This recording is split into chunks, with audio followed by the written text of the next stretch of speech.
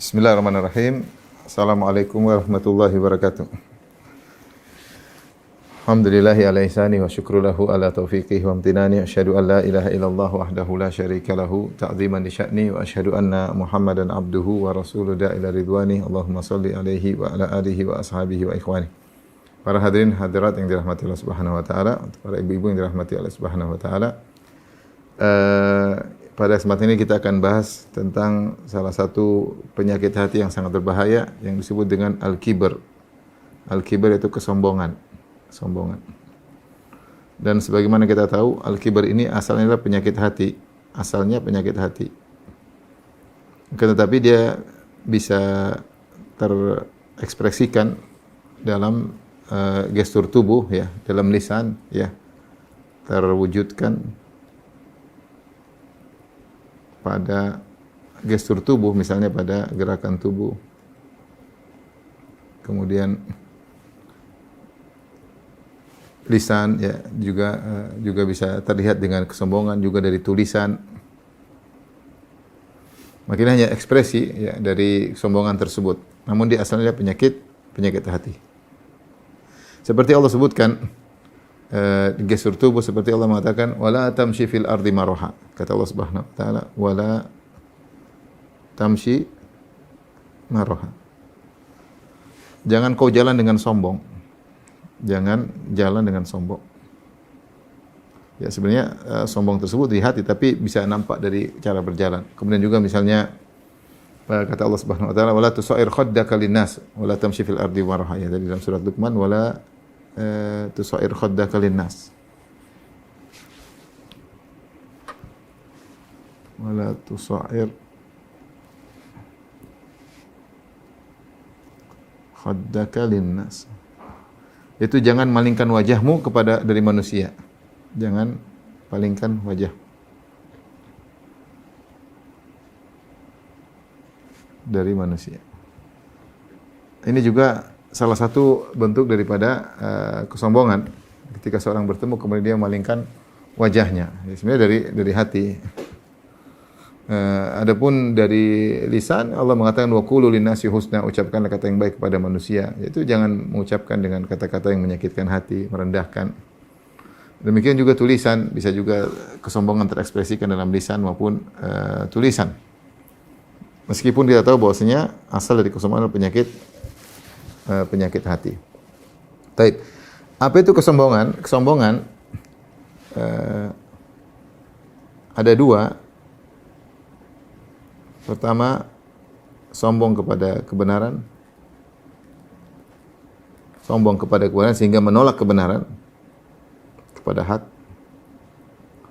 Dan sombong kepada kebenaran ini yang paling berbahaya karena dia terkait berarti sombong kepada Allah dan Rasulnya. Sombong kepada dalil.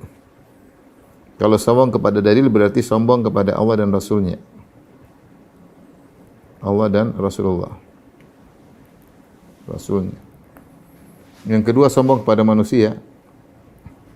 Ini tingkatan kedua. Dia lebih rendah pada manusia. Ya, dengan apa? Dengan merendahkan. Tapi kita akan bacakan hadis terkait dengan definisi sombong. Dari Alqamah dari Abdullah bin Mas'ud radhiyallahu anhu, Nabi sallallahu alaihi wasallam bersabda, "La yadkhulul jannata man kana fil qalbihi mithqalu dzarratin min kibar." Tidak masuk surga orang dalam hatinya ada sedikit pun kesombongan. Zarrah itu ungkapan bahasa Arab untuk menunjukkan sesuatu yang sangat ringan. Itu seringan apapun ada kesombongan buat orang terhalang dari masuk surga. Qala rajulun, ada seorang berkata, "Inna rajula yuhibbu an yakuna thawbuhu hasanan wa na'luhu hasanatun wa na'luhu hasanatan." Sungguhnya seorang suka bajunya bagus, sendalnya bagus. Apakah itu dari kesombongan? Qala innallaha jamilun yuhibbul jamal. Sungguhnya Allah Maha Indah, Allah suka keindahan. Maksudnya baju bagus enggak ada masalah. Sendal bagus enggak ada masalah karena itu keindahan. Allah suka dengan keindahan. Al-kibr kata Nabi sallallahu alaihi wasallam, al-kibr adalah batarul haq wa ghamtun nas. Batarul haq yaitu menolak kebenaran, ini nih, batarul haq. Ghamtun nas. Ghamtun nas yaitu merendahkan manusia. Ghamtun nas. Maka inilah definisi kibr, menolak kebenaran, yaitu karena keangkuhan di hati, akhirnya dia menolak kebenaran. Menolak kebenaran maksudnya menolak dalil. Dan dia lebih berbahaya daripada sombong kepada manusia, karena terkait dengan menolak kebenaran dari Allah dan Rasulnya. Ini sangat berbahaya. Sekarang orang tidak sadar bahwa itu tingkat kesombongan yang paling tinggi. Sombong kepada manusia juga dosa besar, tapi dia masih di bawah daripada menolak kebenaran dari Allah Subhanahu wa taala. Tapi inilah kesombongan, penyakit yang berbahaya. Terus kita akan lanjutkan tentang bahaya kesombongan. Syekh Abdul Razak hafizahullah taala menyebutkan tentang bahaya-bahaya kesombongan berdasarkan dalil-dalil yang ada. Saya akan uraikan sekarang, yaitu khuturatul kibr, atau bahaya penyakit sombong.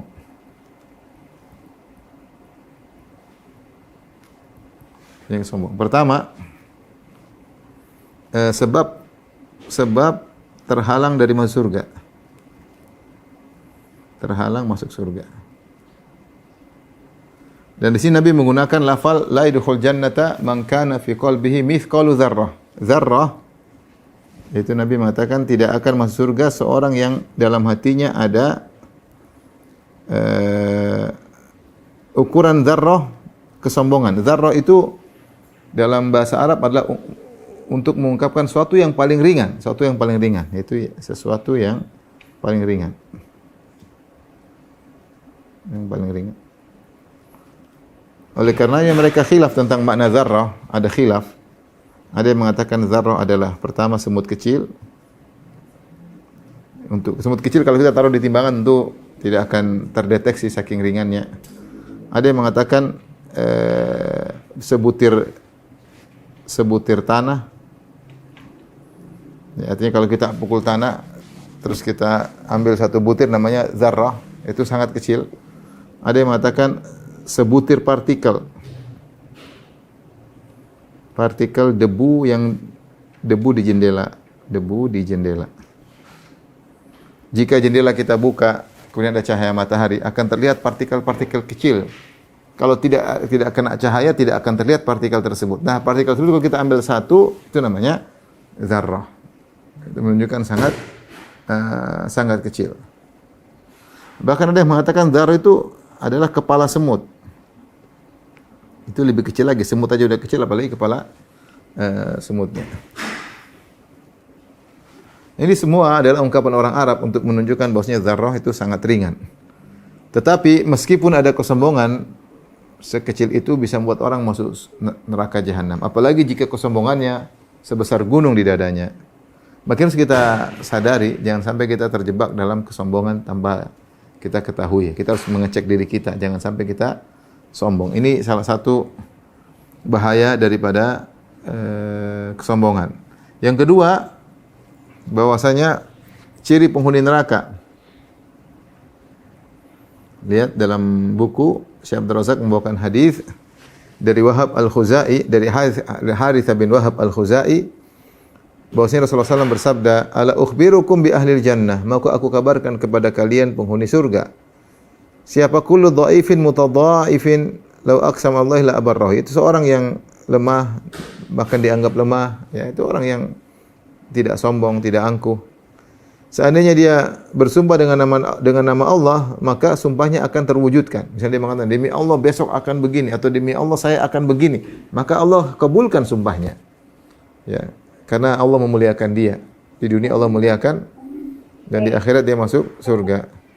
Kemudian kata Nabi SAW, "Ala ukhbirukum bi ahlin nar." Maka aku kabarkan kepada kalian tentang penghuni neraka. Kullu utullin jawadin mustakbir. Itu setiap orang yang perangai kasar, tamak dan sombong. Ini kata mustakbir. Itu penghuni neraka adalah mustakbir, kata Nabi SAW. Itu sombong. Sombong. Dan ini dalil bahwasanya orang sombong penghuni neraka jahanam. Kemudian di antara bahaya kesombongan yang ketiga, sifat iblis yang menyebabkan dia masuk neraka. Menyebabkan masuk neraka. Dia adalah dosa yang pertama yang dilakukan iblis, yang menjadikan dia masuk neraka jahanam adalah kesombongan. Seperti dalam surat Al-Baqarah 43 ya. 243. Kemudian juga dalam surat ayat yang panjang dalam surat Al-A'raf 11-18. 7, 11 sampai 18. Saya bacakan firman Allah Subhanahu wa taala. Wa idh qulna lil malaikati isjudu li Adam fasajadu illa iblis aba wastakbar wa kana minal kafirin. Ketika kami perintahkan kepada malaikat untuk sujud kepada Adam, maka mereka semua sujud, semua malaikat, kecuali iblis dia tidak mau sujud. Kenapa? Aba wastakbara, dia enggan dan dia sombong. Wa kana minal kafirin, maka termasuk orang kafir. Dia menolak kebenaran. Sombong, tidak mau turut perintah Allah. Dan dia sombong kepada Adam sehingga tidak mau sujud kepada Adam. Padahal Allah menyuruh dia sujud kepada Adam. Intinya dia sombong kepada Allah Subhanahu wa taala, menolak kebenaran. Demikian dalam surah Al-A'raf kata Allah Subhanahu wa taala, "Wa laqad khalaqnakum tsumma sawwarnakum tsumma qulna lil malaikati isjudu li Adam fasajadu illa iblis lam yakum minas sajidin." Sungguh kami telah menciptakan kalian, lalu kami beri bentuk kalian, lalu kami katakan, maksudnya Adam. Lalu kami perintahkan malaikat untuk sujud kepada Adam, maka semua sujud kecuali iblis. Lam yakum minas sajidin, dia tidak mau sujud. Qala ma manaka alla tasjuda id amartuk. Zainab, Abdul Razak, jangan main bola nak ya, kedengaran. Kata Allah Subhanahu wa taala, qala ma manaka alla tasjuda id amartuk, apa yang mencegah engkau untuk sujud kepada Adam yang aku perintahkan padamu? Qala ana khairun minhu, aku lebih baik daripada Adam. Sombong. Khalaqtani min narin wa khalaqtahu min tin. Kau ciptakan aku dari api, kau ciptakan aku dari tanah. Qala fahbit minha fama yakunu laka an tatakabbaru fiha. Kata Allah, turunlah engkau dari surga, jangan kau sombong di surga. Fakhruj innaka minas saghirin. Keluarlah dari surga, sesungguhnya kau termasuk termasuk yang terhina. Qala anzirni ila yaumi yub'atsun. Ya Allah, tangguhkanlah aku sampai hari kebangkitan, jangan matikan aku. Qala innaka minal munzarin. Kau akan ditunda sampai hari kiamat.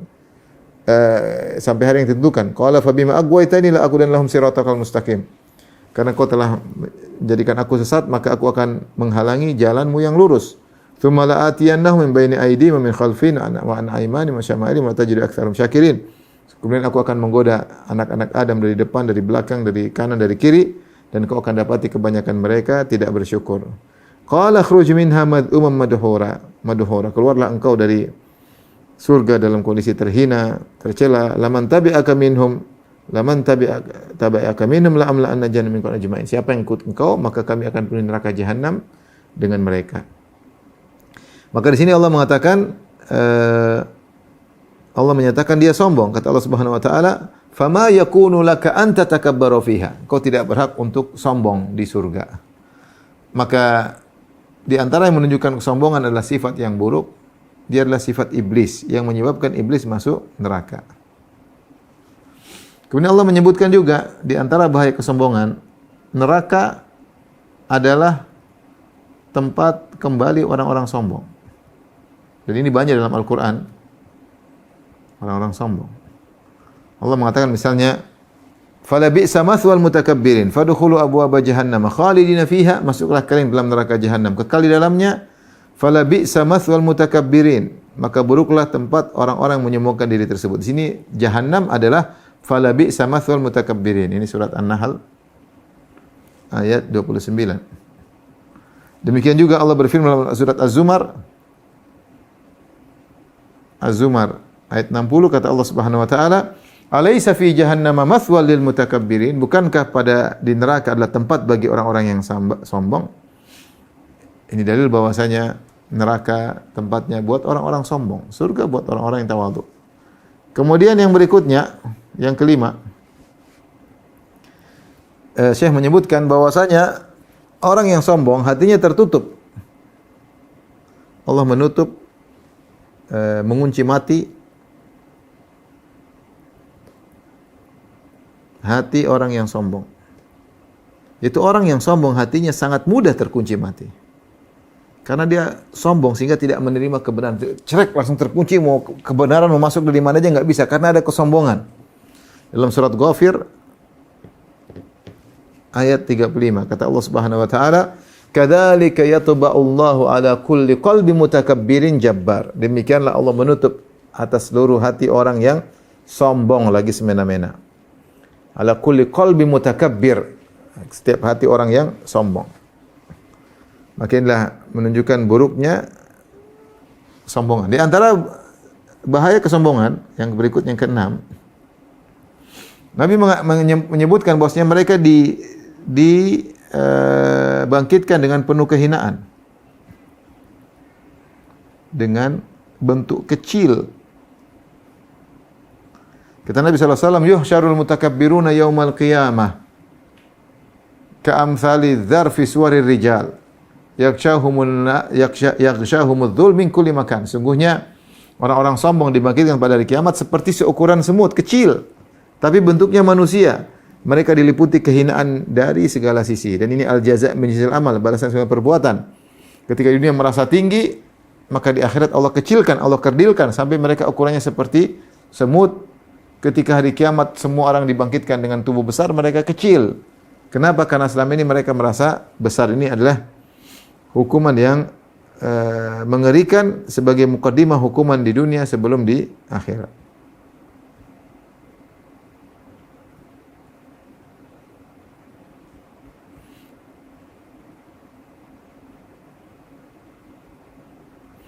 Maka inilah di antara bahaya kesombongan, dan mungkin saya boleh tambah lagi. Bahaya kesombongan di antaranya 7. Sombong di antara sebab utama berbuat zalim kepada orang lain. Zalim kepada orang lain. Orang kalau sudah sombong biasanya arogan. Kalau sudah arogan dia akan zalim sama orang lain. Makanya Allah mengatakan, "Kadzalika yatuballahu ala kulli qalbin mutakabbirin jabbar." Demikianlah Allah tutup hati orang yang mutakabbir, sombong lagi jabbar, semena-mena. Ya, semena-mena.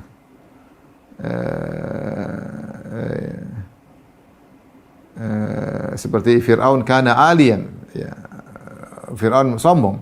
Jadi sombong menyebabkan orang semena-mena, merendahkan orang, menjatuhkan orang, menzalimi orang, arogan, mentang-mentang backingannya hebat, arogan, seenaknya, dan akhirnya terjerumus dalam banyak kezaliman. Kita zalim adalah dosa terbesar, dosa besar tersendiri. Kata Nabi sallallahu alaihi wasallam, "Az-zulmu dzulumatun yaumal qiyamah." Bahwasanya kezaliman adalah kegelapan yang bertubi-tubi, ya. Kegelapan yang bertubi-tubi. Baik, ini adalah bahaya penyakit sombong yang harusnya kita renungkan dalam diri kita. Jangan sampai kita terkena penyakit yang sangat berbahaya. Baik, kita telah sebutkan sombong ada 2. Kita sebutkan contoh-contohnya. Praktek sombong, aplikasi sombong.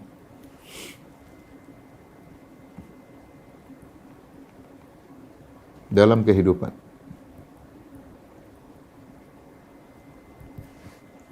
Yang pertama adalah sombong batarul haq, yaitu menolak kebenaran.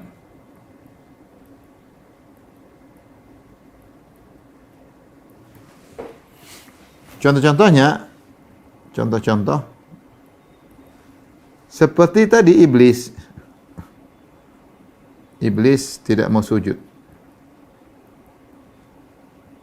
Kenapa? Karena sombong. Fir'aun tidak menerima kebenaran karena hatinya sudah dikunci. Ini contoh. Karena sombong, kata Allah Subhanahu wa taala, karena sombong.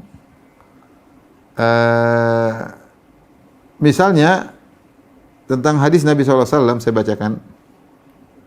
Menolak hadis Nabi.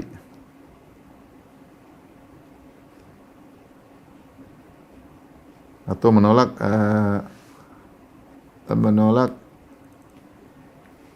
nasihat Nabi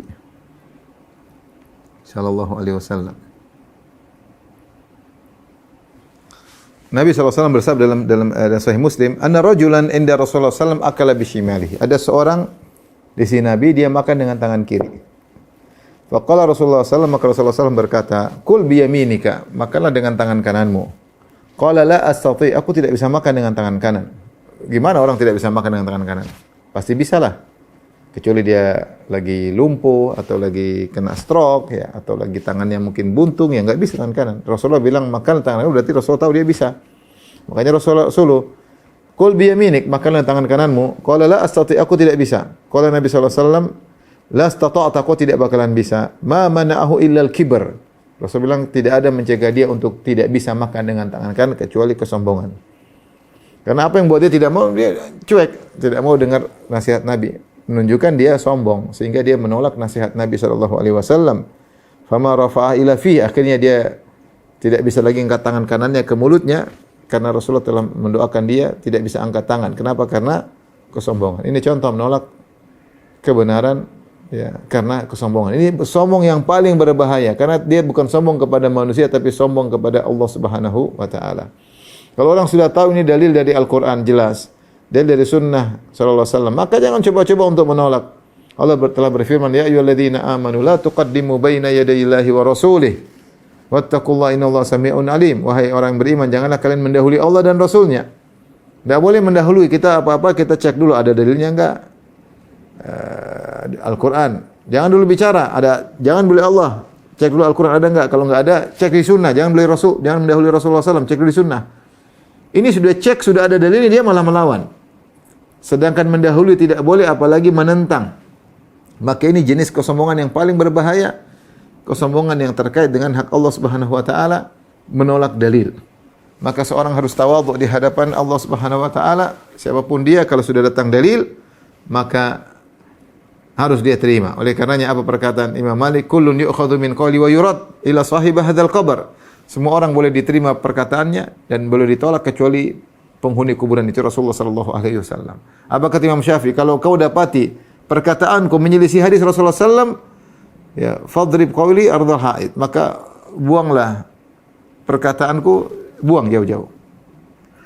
Jangan keluarkan aku, bandingkan perkataanku dengan perkataan Nabi sallallahu alaihi wasallam. Bagaimana tawadhu'nya ulama. Ketika Imam Syafi'i ditanya oleh seorang, bagaimana Imam Syafi'i menurut engkau tentang sabda Nabi? Maka dia kata Imam Syafi'i, apakah kau menyangka aku orang Nasara? Kau lihat aku pakai baju orang Nasara sehingga tanya seperti itu?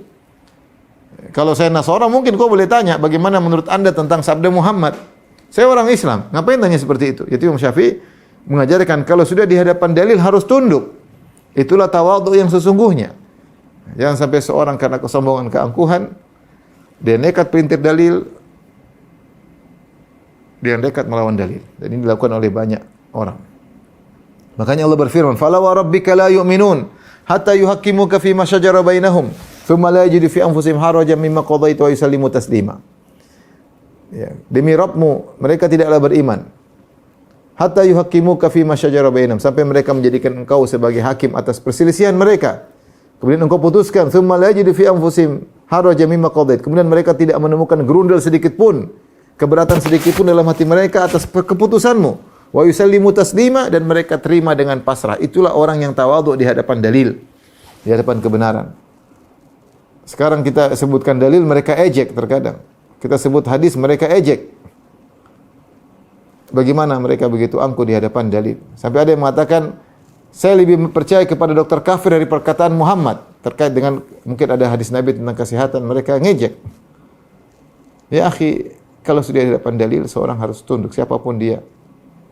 Karena dia sedang berhadapan dengan firman Allah Subhanahu wa taala dan sabda Rasulullah sallallahu alaihi wasallam. Ini contoh ya bagaimana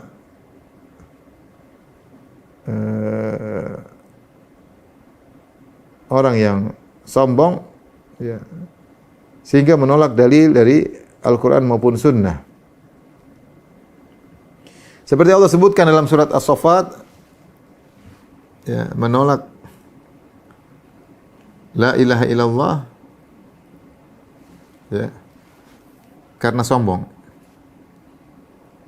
Allah sebutkan dalam surat As-Saffat ayat 35. Kata Allah Subhanahu wa taala, "Innahum kanu idza qila lahum la ilaha illallah yastakbirun." Sungguhnya mereka jika dikatakan kepada mereka ucapkanlah la ilaha illallah yastakbirun, mereka sombong. Ngapain? Tidak ada. Sombong sehingga mereka tidak mau menerima la ilaha illallah. Bahkan mereka mengatakan, kapan azab? Yastajiruna bil azab. Kapan datang azab? Wahai Muhammad, datangkan azab. Wa yaquluna mata hadzal fathu in kuntum shadiqin. Kapan hari kiamat kalau kalian benar wahai para rasul? Mereka malah nantang, malah sombong. Sombong menolak kebenaran.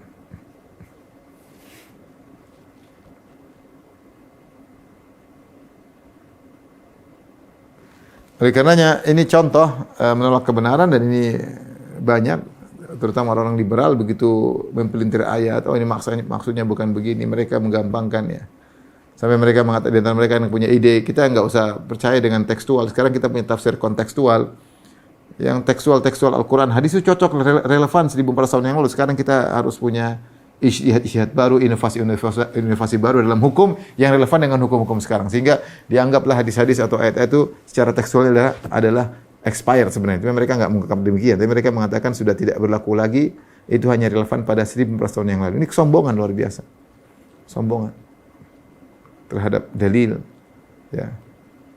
Seorang kalau sudah dengar dalil, terima. Ya. Terima.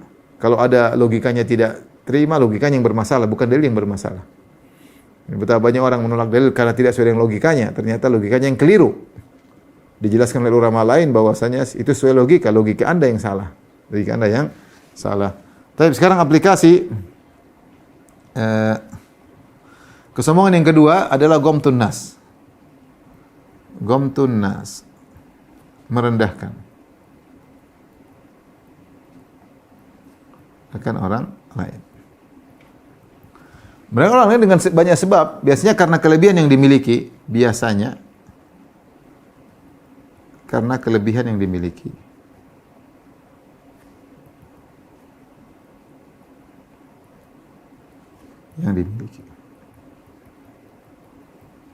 Itu banyak kelebihan dimiliki karena harta, ya.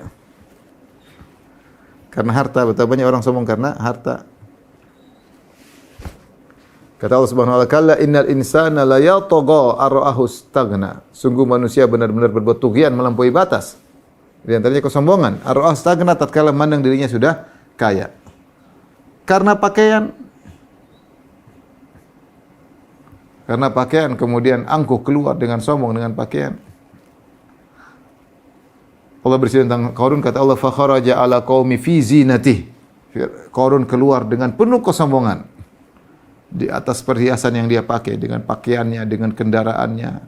Orang bisa sombong karena pakaian, karena kendaraan, karena kekayaan, karena harta. Orang bisa sombong karena jabatan. Ini banyak juga karena jabatan. Jadi raja, sombong seperti Fir'aun. Namrud sombong karena jabatan, karena kekuasaan, menjadikan orang apa? Sombong, ya.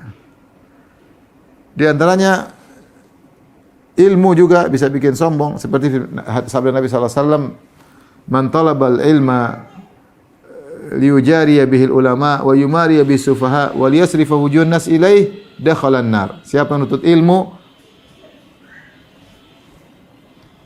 Abdul Razak, Umar, jangan main-main nak, keluarnya sampai sini. Bibi. Kata Nabi sallallahu alaihi wasallam, "Man talabal ilm," siapa yang menuntut ilmu, liujariya bihi al ulama, untuk bisa sejajar dengan ulama, wa yumariya bisufa, untuk bisa mendebat orang-orang bodoh, menunjukkan dia hebat, menunjukkan dia jago, liyasrifu wujuhan nas ilai, agar orang-orang semua menjadikan dia pusat perhatian. Dakhalan nar, akan masuk neraka jahanam. Oke, sombong bisa dengan ilmu. Biasanya orang sombong dengan menjago, pamer saya hafal ini, hafal anu, sombong. Kamu bisa apa ya, sombong. Saya kuasai ini. Saya adalah orang yang perpustakaan jalan, pamer, sombong. Saya punya sanad sekian, sombong. Sombong dengan ilmunya, mengeri. Oleh karena sebenarnya Allah mengatakan harta bisa menimbulkan melampaui batas, ilmu pun demikian. Sampai Az-Zahabi menyebutkan ketika menyebut sombongan, beliau menyebutkan di antara sombong yang paling berbahaya, sombong karena ilmu. Yang seharusnya ilmu menjadikan seorang merendah, tawadhu, ini malah menjadikan dia sombong. Itu terjadi. Oleh karena dalam aplikasi kehidupan bisa lihat dari tulisan, dari perkataan, dari mengejek orang. Makanya Rasulullah bersabda, bihasbi imri'in minasyarri an yahkira akhahul muslim. Cukuplah seorang dikatakan buruk ketika dia merendahkan sama muslim. Kemudian Rasulullah berkata, "At-taqwa hahuna," takwa tempatnya di sini, takwa tempatnya di takwa di sini. Kenapa? Karena ketika dia merendahkan orang muslim itu yang bikin dia merendahkan masalahnya di hatinya, masalahnya di hatinya. Ini contoh. Jadi sombong dengan aplikasinya dengan misalnya dengan perbuatan, dengan perkataan. Perkataan misalnya dengan apa? Mengejek. Mengejek, merendahkan. Apa cuma begitu? Cuma begitu namanya sombong. Merasa diri lebih hebat daripada orang lain namanya sombong. Sehingga ketika merasa diri hebat akhirnya merendahkan. Dia bisa ngajar apa sih? Cuma uang mobilnya cuma segitu. Alah, uangnya cuma seberapa sih? Itu namanya merendahkan. Nabi mengatakan cukuplah seorang buruk ketika merendahkan saudaranya. At-taqwa hahuna, kata Nabi, ketakwaan tempatnya di sini.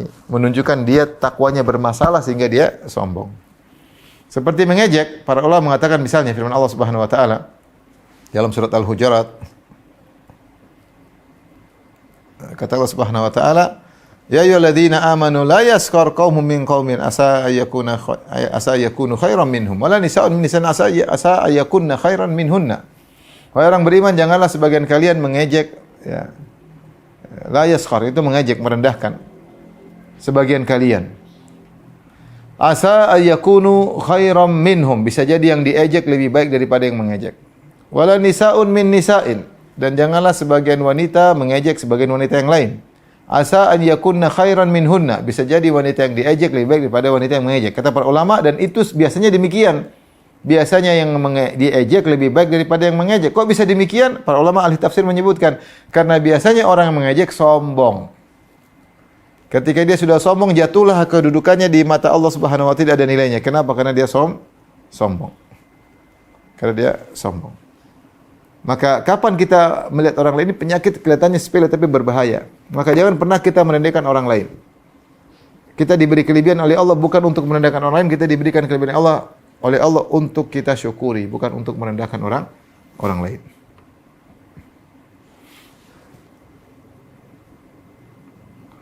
Taib,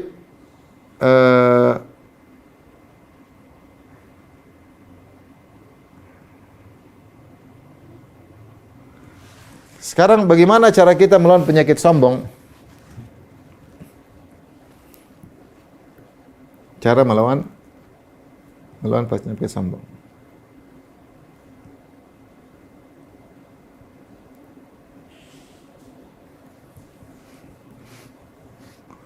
Pertama, ingat bahaya-bahaya sombong.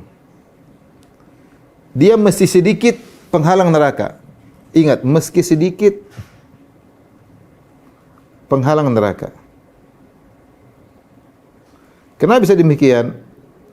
Karena dia terkait dengan hak Allah. Jadi yang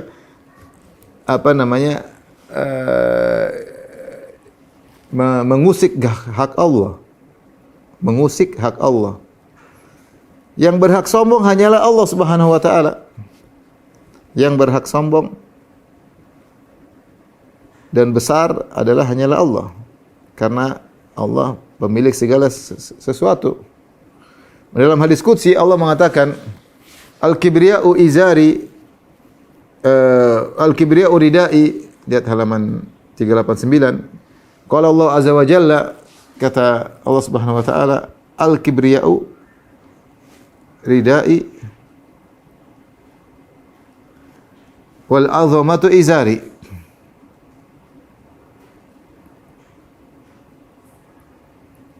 Faman naza'ani fi wahidin minhuma qadhaftuhu fin nar.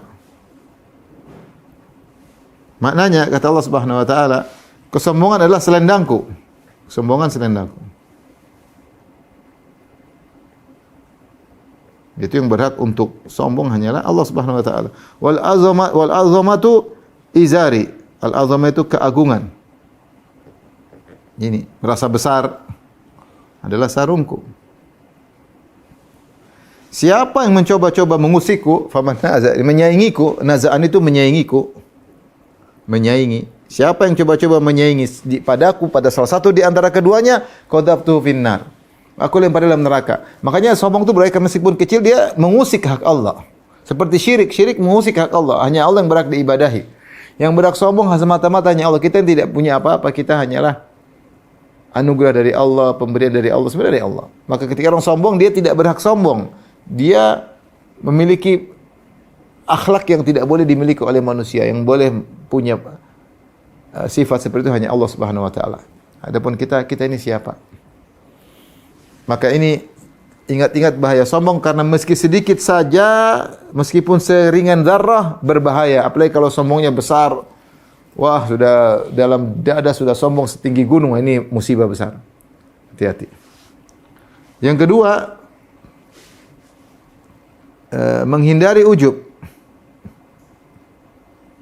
Nanti akan datang pembahasan mungkin pada pertemuan berikutnya menghindari ujub. Ujub itu merasa hebat, merasa diri sukses, merasa sukses karena diri sendiri. Sukses karena kemampuan sendiri. Islam mengajarkan kalau kita sukses kita harus tahu semuanya dari Allah. Hada min fadli Rabbi, semuanya dari Allah. Karena kemampuan yang kita miliki, kecerdasan, pengalaman semua dari Allah juga. Ujub ini adalah salah satu tangga menuju sombong. Ujub adalah kalau kita tangga, ini sombong, sini ujub. Jadi ujub baru naik sedikit lagi jadi sombong. Maka supaya tidak sampai sombong, ujubnya dihilangin dulu. Jangan sampai ke ujub. Biasanya orang ke sombong itu ujub dulu baru kemudian apa? Sombong. Setelah dia merasa hebat, dia mulai merendahkan orang. Oh, saya hebat ternyata lihat orang remeh. Itu ketika sudah meremehkan orang maka itu sombong, maka jatuh ke dalam sombong. Maka menghindari ujub sebisa mungkin dan insyaallah ada pembahasan khusus tentang masalah ujub, pengertiannya dan bahaya-bahayanya. Ketiga, mengingat hakikat diri yang penuh kelemahan, yang lemah. Makanya Allah berfirman dalam banyak ayat, kata Allah, "Qutilal insanu ma akfar", seperti surat Abasa. Abasa 17 sampai 22. Saya bacakan. Allah berfirman, "Qutilal insanu ma akfarah", binasalah manusia betapa besar kekafirannya. Min ayyi syai'in khalaqa, Allah ajarkan. Tanya kepada dari apakah Allah menciptakannya? Jangan sombong, kau berasal dari mana? Min nutfatin khalaqahu faqaddara. Allah ciptakan dia dari nutfah, setetes air mani. Allah ciptakan faqaddara, kemudian Allah takdirkan dia. Air mani itu kalau kita semprot dengan semprotan masuk ke selokan, masuk ke pembuangan, comberan, enggak ada nilainya. Air mani. Kita berasal air mani. Air mani tersebut keluar dari kemaluan. Masuk kemaluan, lahir lagi lewat kemaluan. Dia keluar dari kemaluan, masuk kemaluan yang lain, dari kemaluan laki-laki, masih kemaluan perempuan, keluar lagi kemaluan perempuan. Apa lagi yang mau sombong? Apa yang mau disombongkan sementara kita keluar dari kemaluan 2 kali? Thumma sabila yassara, kemudian dia memudahkan jalannya. Thumma amatahu faqbara, kemudian dia akan mati, kemudian dikuburkan. Thumma idza syaa ansyara, kemudian jika Allah berkenan Allah akan bangkitkan dia. Itulah hakikat manusia. Makanya Allah mengatakan falyanzuril insanu mimma khuliq. Khuliqa mimma indafiq. Hendaknya manusia merenungkan dari mana dia diciptakan dalam ayat yang lain. Khuliqa mimma indafiq, dia ciptakan dari air yang terpancar. Yakhruju min baini sulbi wat tara'ib, keluar dari tubuh manusia. Allah juga berfirman, "Alam nakhluqkum min ma'in mahin." Bukankah kami telah menciptakan kalian dari air yang hina? Air mani orang kalau ada di baju dia bersihkan. Dilihat orang malu. Itu hakikat kita, hakikat manusia. Allah mengatakan hal ata 'alal insani hinun minad dahri lam yakun syai'an madhkura. Inna khalaqnal insana min nutfatin amsyajin nabtalihi faja'alnahu sami'an basira. Alat seperti banyak. Bukankah telah datang suatu masa kepada manusia dia dahulunya belum tidak ada sama sekali. Lam yakun syai'an madhkura. Dia bukan sesuatu dan dia belum disebut-sebut. Tingkatan wujud ada yang belum ada tapi disebut-sebut. Belum ada tapi kita akan buat ini, kita akan berinovasi buat sesuatu. Belum ada tapi sudah disebut-sebut. Ada yang tidak ada dan tidak disebut-sebut. Itulah kita. Kita 1000 tahun lalu enggak ada dan tidak disebut-sebut. Jadi ketiadaan kita benar-benar sempurna, benar-benar tidak ada. Dari ketiadaan.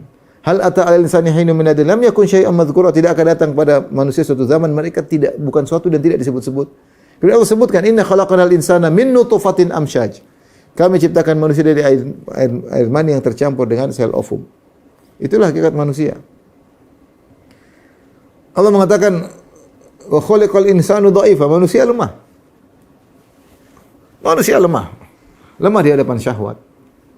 Lemah hatinya tidak kuat, baru dapat suatu kesedihan menangis, tidak kuat bisa menahan kesabaran. Sedikit emosi. Dan mudah sekali mati, mudah sekali kena malaria, bisa kena nyamuk malaria mati, kena corona mati. Terlalu gembira bisa kena serangan jantung, terlalu sedih bisa kena serangan jantung, terlalu marah bisa kena serangan jantung. Manusia sangat lemah. Udah kalau kena ombak mati sudah enggak bisa apa-apa manusia. Kita ini sangat, apa yang mau kita sombongkan?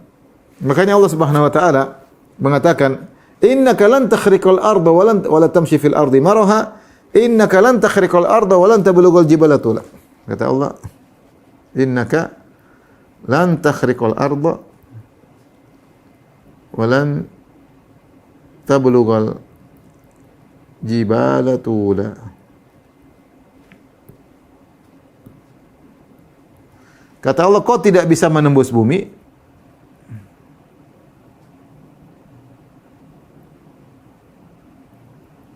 Tidak setinggi gunung. Terus apa yang mau sombong? Seandainya kalau kita berjalan bumi bergetar, ya kita raksasa, bolehlah mungkin kita sombong. Bolehlah kita sombong mungkin kalau kita bisa jalan bumi bergetar, kemudian kita injak kaki, kemudian tanah bolong gara-gara kaki kita yang berat, bolehlah kau sombong. Ini enggak, kita berjalan tanah enggak goyang.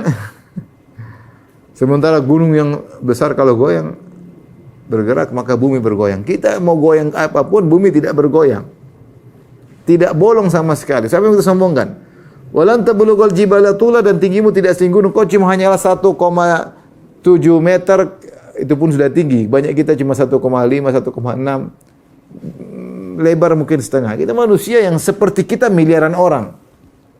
Lihatlah sana, la khalqus samawati wal ardi akbaru min khalqin nas. Kata Allah, penciptaan langit dan bumi lebih dahsyat daripada penciptaan manusia. Apa ya?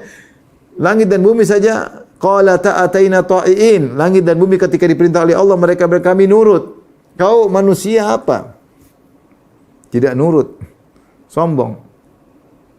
Kalau kau setinggi gunung, dilihat dari angkasa luar.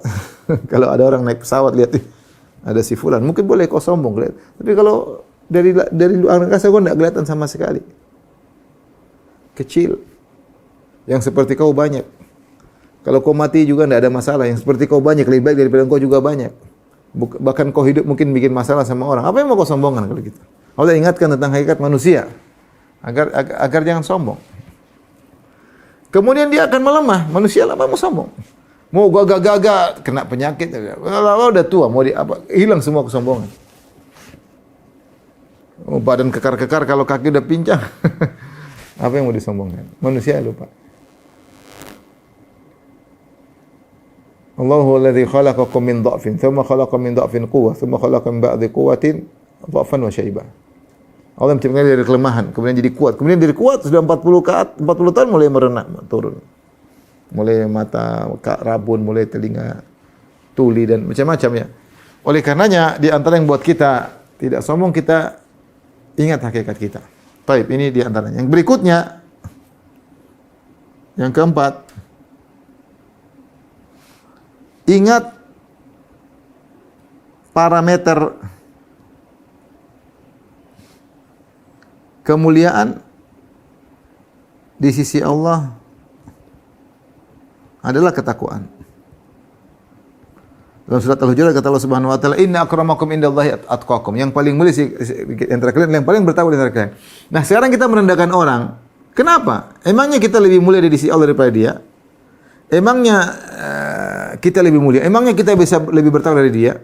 Taruhlah kita sering ke masjid, mungkin dia jarang ke masjid. Taib, kalau kita sering ke masjid, apa kita lebih bertakwa daripada dia? Belum tentu. Karena untuk menilai seorang bertakwa tidak, banyak yang mau dinilai.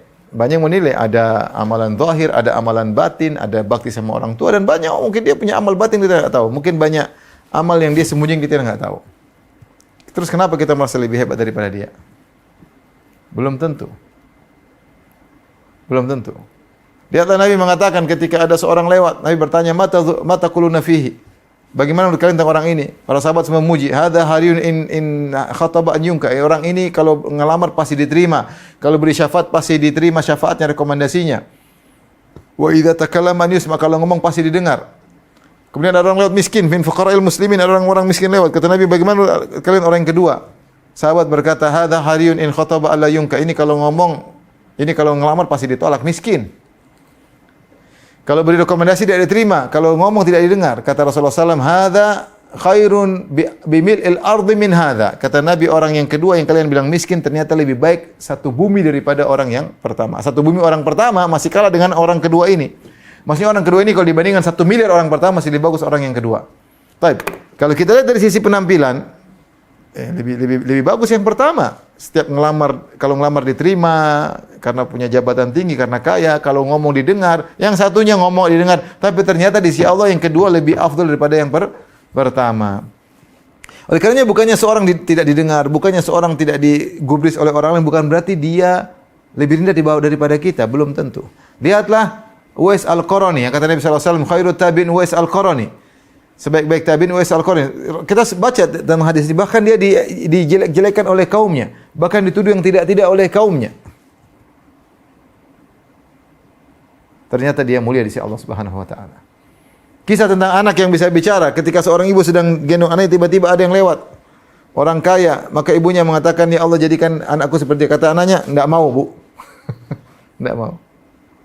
Ketika ada orang diarak atau dipukul atau dituduh macam-macam, ibunya berkata, "Jangan jadikan anakku seperti dia." Kata dia, "Ya Allah, jadikan aku seperti dia."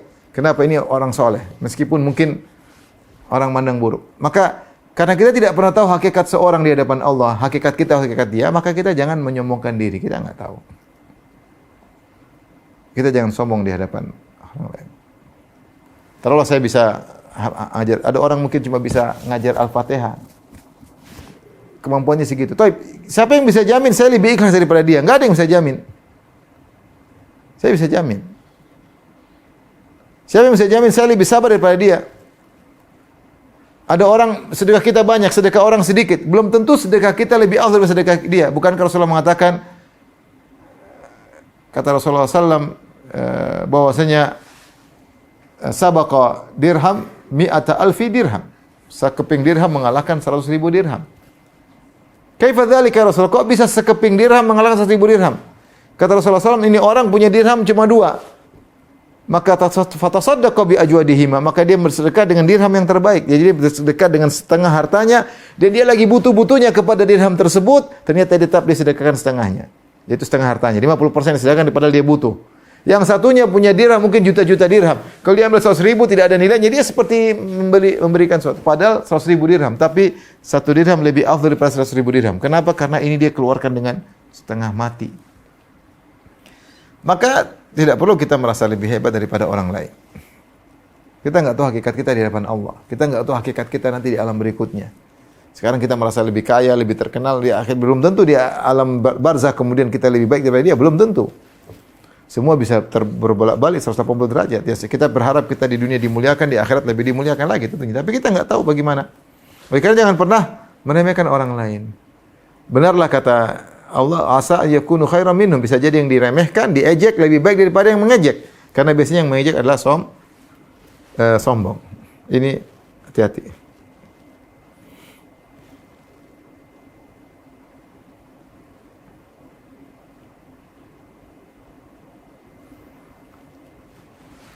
Jadi kita enggak tahu hakikat orang, maka jangan meremehkan orang lain.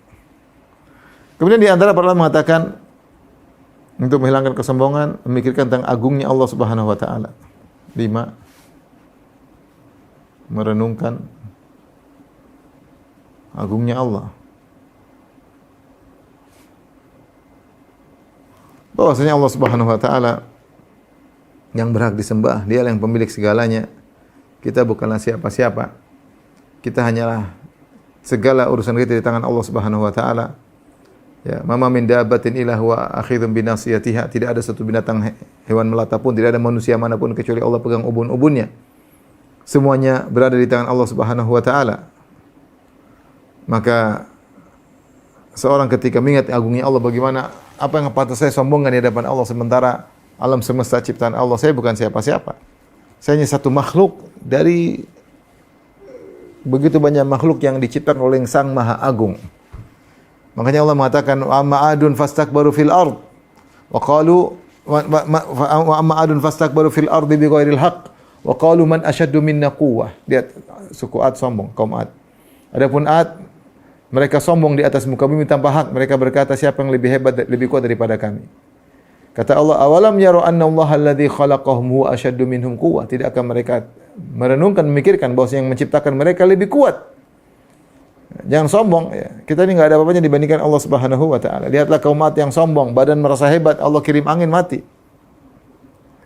Lihatlah kaum Tsamud yang merasa sombong, Allah binasakan mereka dengan sayhah, dengan suara keras mereka mati. Allah Maha Agung. Dan Allah bisa mencabut kelebihan kita sewaktu kapan saja. Karena kesombongan dengan kelebihan kita, Allah bisa cabut kapan-kapan. Maka seorang berusaha jangan sombong. Kapan dia introspeksi diri, cek kalau dia ada kesombongan, merasa itulah sombong. Perkataan seperti itu sombong. Oh cuma gitu. Kok saya ngomong gitu? Berarti saya sombong. Kenapa saya sombong sendirinya? Kita enggak tahu akhir kita mana lebih utama di sisi Allah. Mau meskipun kita lebih banyak uang, lebih banyak ilmu, jangan pernah sombong. Kita enggak tahu siapa yang lebih mulia di hadapan Allah Subhanahu wa taala. Kata Allah, fala tuzakku anfusakum wa a'lamu biman ittaqa. Janganlah kalian memuji diri kalian, Allah lebih tahu mana yang bertakwa di antara kalian. Oleh karenanya seorang melawan sikap sombong dengan tawadhu. Lawan sikap sombong adalah tawadhu. Kata Nabi sallallahu alaihi wasallam, "Ma tawadha'a ahadun lillahi illa rafa'ahu Allah." Tidak ada seorang pun yang tawadhu karena Allah kecuali Allah angkat derajatnya. Dan tawadhu tersebut harus karena Allah, bukan karena yang lainnya. Ya. Syekh Abdul Razak mengatakan, menukil perkataan ulama, at-tawadhu'u naw'an. Tawadhu ada dua model, mahmudun wa madhmumun. Ada yang terpuji, tercela, ada yang tercela.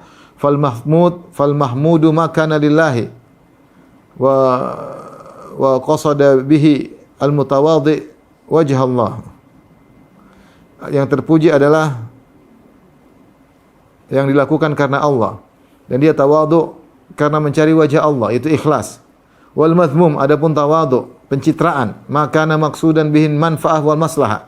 Dia tawadhu dalam rangka mencari manfaat dan maslahat, bukan karena mencari wajah Allah Subhanahu wa taala. Ka'an yatawadhu alidhi malin limalihi, seperti seorang tawadhu di hadapan orang, merendah kepada yang punya harta supaya dapat hartanya. Aulidhi jahin lijahi, atau dia tawadhu di hadapan orang punya jabatan supaya dapat manfaat dari jabatannya. Aulidhi riasatin li riasatihi wa nahwi dzalik, atau kepada pemilik kekuasaan agar mendapatkan manfaat. Tawadhu harus karena Allah, bukan karena maslahat duniawi. Dan tawadhu harus karena Allah, bukan riya, bukan pencitraan. Siapa yang tawadhunya karena pencitraan atau karena perkara duniawi, itu tawadhu yang madhmum. Untuk melawan kesombongan, seorang harus tawadhu tapi karena Allah Subhanahu wa taala.